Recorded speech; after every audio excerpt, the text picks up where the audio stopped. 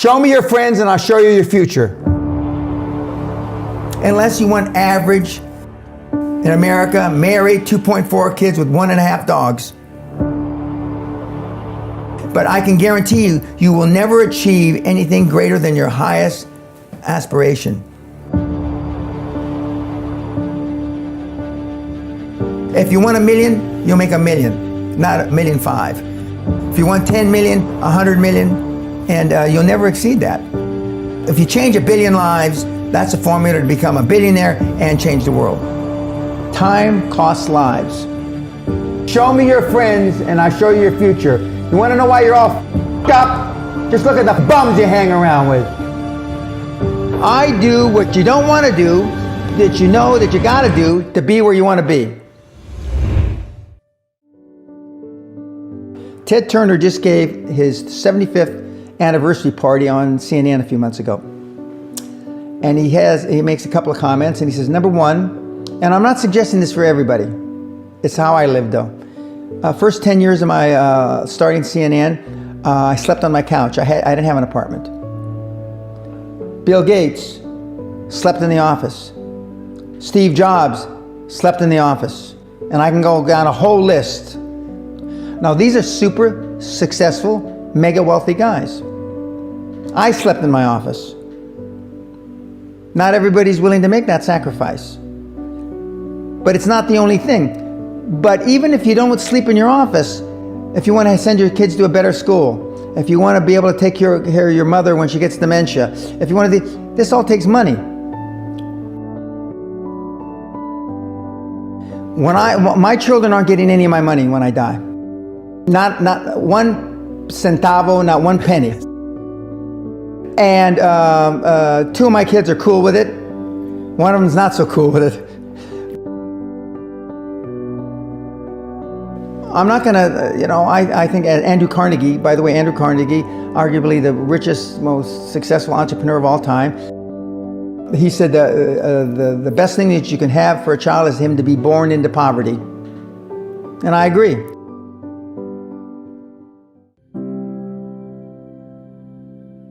Lack of self-esteem, lack of self-worth. Now they think they have self-worth.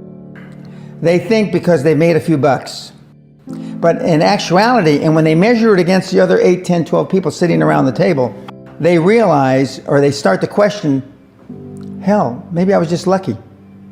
Now, all of us, when you're only a one-trick guy or gal, think, was I lucky? Now, I've done it so many times, I know I wasn't lucky. I might have been lucky the first time, but I haven't been lucky the 15, 20, 40, 50, I know that. Okay. But maybe I was lucky the first time. But my life changed when I was pretty much a haphazard kid, got in a lot of trouble, got arrested 4 or 5 times, thrown in jail, and this was with my dad as a cop. But then I volunteered for the draft in 1966 at the height of the Vietnam War, and I went to OCS, and that changed my life because it was the really first real high performance thing that I could measure myself against with other people. 2/3 of all Fortune 500 CEOs have one thing in common: military background. Really? 2/3 of those 2/3 have something else: martial arts. What do you learn in martial arts, Brian? Discipline, focus. A lot of people don't believe they deserve to be there. I convince them, and we have these drills, why you belong there. A lot of people that come there, with money, that have made money, think they made it by accident. Right. I just had one of my superstars who's made $100 million tell me in the last week, I'm not sure I'm going to have another lucky accident. And I said, you did it. I mean, you tried a lot of things. I believe Thomas Edison, I wouldn't have done it 10,000 times. Okay. I would have hired an engineer from MIT to do it. But I mean, I've tried a lot of things. Nobody's failed at more things than I have. And the first 100 million are successes, but I could write a book about failures that'd be, because I've tried a lot of different things. Because failure is just testing. And one of the reasons I've been so successful in generating this equity and value in my kids, and I call you all kids, is because I convince them that making a mistake is okay. Your parents probably told you, you can be anything you want. But you can't. That's horse. You can't. If it's all juxtaposed. So, but what you tell them is that you can do anything you want that you have passion for, because that eliminates most of the crap.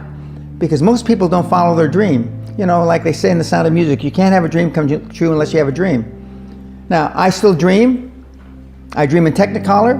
I say my affirmations and goals every single night. It's bloody hard to be a high-performance person. Perfection equals paralysis. If you left it to engineers, no car would ever come off the assembly line. No car would ever come off the assembly line, and I've been in business with enough engineers, I can attest to that with my hand on my heart. They'd still be trying to make it better. And the internet business is very much the same. The internet kids want to test and test and test, and they want the landing page to be this. Roll it out. The great thing about the internet is your results are instantaneous. If something that I'm overseeing at Concord level, 60,000 feet, doesn't work in 2 days, forget about it, move on. And today at our meeting, now the young kids are, we ran it 3 days, sir, and we closed it down. And they are thinking I'm going to ask why. I said, no, that's fine, next. Because without them making mistakes and without them being allowed to make the decision, they never get any better. And in 95% of the time, I know probably better than they do. We're never going to be able to know everything or have them know everything unless they make some mistakes and get comfortable with making mistakes. What gets measured gets accomplished. Without measurement, you're just fooling yourself. Before I had any money, I used to go to the Rolls-Royce dealers and sit in the cars and smell the leather, touch the leather, okay? I went to $1 million houses, and my wife and I would walk through the house, and they'd say, when are your parents getting here, kids? No, we are the buyers. Practice within when you're without. Practice being successful. How many people listening to this today practice being successful today? Through affirmations, through going to the Rolls-Royce dealer, maybe Lamborghini, maybe something else. Right. In my particular case, it was Rolls-Royce. And within a year of me going to the Rolls-Royce dealer, I had a Rolls, okay? Within 19 months of me dreaming and adding it to my goals, a castle on an island, I own Guthrie Castle. 19 months. Okay. Go to stores you can't afford. Go hire lawyers you can't afford. Lawyers will meet with anybody. Accountants will meet with anybody. Go to the big four accountants with a business idea. The first couple meetings are for free. Jettison probably a lot of the people you'll hang around with. If you have poor public speaking skills, join Toastmasters.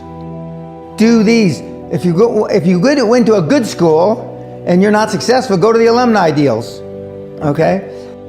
I didn't go to a good school. I'm a perfect living example that a lot of trouble as a kid, working class background, my parents, went to just a mediocre university that I flunked out of 3 times before I finally graduated with honors, but and had no money to begin with, $820. So it's all possible, but I devoted myself to feeling successful. I was wearing suits like this before I could afford them. Most people procrastinate because they're unsure, so just do it. And but I've never had a problem just doing it, because one of the things is you learn as a young combat infantry officer is time costs lives. We overanalyze because we're unsure. We don't overanalyze because we are not sure if it'll work or not. We're more worried about, on the emotional side, it embarrassing us.